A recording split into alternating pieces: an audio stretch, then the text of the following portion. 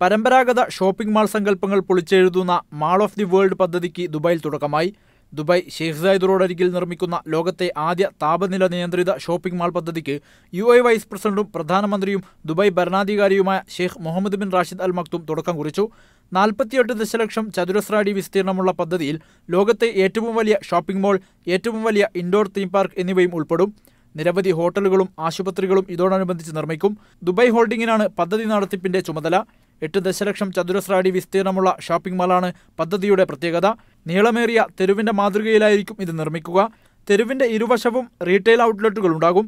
താപനില നിയന്ത്രിക്കാൻ വേനൽക്കാലത്ത് തെരുവുകൾ ചില്ലുകൂടുകൊണ്ട് മൂടും, തണുപ്പ് കാലത്ത് തുറന്നിടും. ഫലത്തിൽ വർഷം മുഴുവനും സുഖകരമായ അന്തരീക്ഷത്തിൽ ഷോപ്പിംഗ് അനുഭവം ലഭ്യമാവും.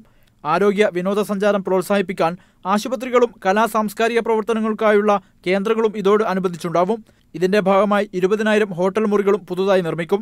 വിനോദസഞ്ചാരികളെ ആകർഷിക്കുക എന്ന ലക്ഷ്യത്തോടെയുള്ള ഈ പദ്ധതി പൂർത്തിയാവുമ്പോൾ പ്രതിവർഷം 180 ദശലക്ഷം വിനോദസഞ്ചാരികൾ മാൾ ഓഫ് ദി വേൾഡിലെത്തുമെന്നാണ് അധികൃതർ കണക്കുകൂട്ടുന്നത്. Media 1 Dubai.